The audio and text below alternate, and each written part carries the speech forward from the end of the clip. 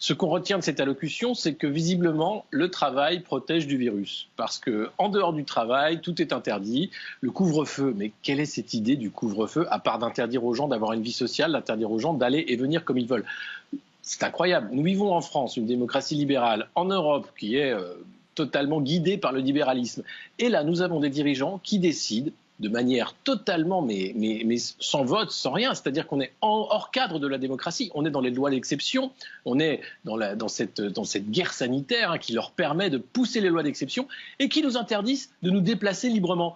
Mais pourquoi nous devrions accepter ça? Je suis citoyen français, j'ai été outré par ce que j'ai entendu ce soir, par le petit sourire narquois de M. Macron qui disait c'est difficile d'avoir 20 ans en 2020, mais je crois que c'est difficile d'être citoyen français sous cette présidence, parce que depuis 2018, pas 2017, je pense qu'il y a eu un an où tout allait à peu près, mais depuis la crise des Gilets jaunes, on a vu des débordements d'autoritarisme à un point tel qu'on n'avait jamais connu en France. Et là, ce soir, on a un roi qui décide unilatéralement de nous empêcher d'aller et venir parce que, soi-disant, un virus serait dangereux seulement à partir de 21h. Mais rendez-vous compte de la folie qui est en train de s'imposer sur nous.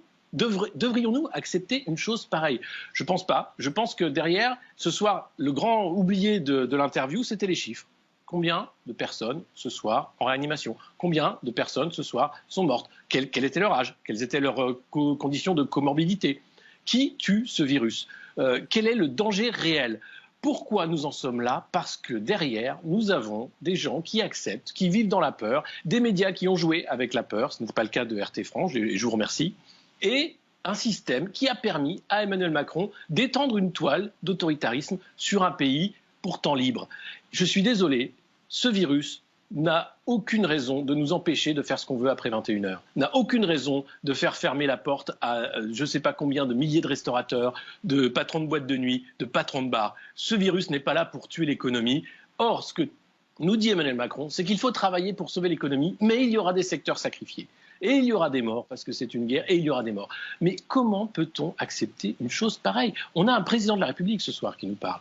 Et voilà ce qu'il nous dit, simplement qu'il va nous faire souffrir, qu'il va nous faire souffrir pour notre bien. Tout simplement parce que le couvre-feu, c'est une bonne chose. En Île-de-France, rendez-vous compte, en Île-de-France, vous avez des villages qui sont perdus au milieu des champs.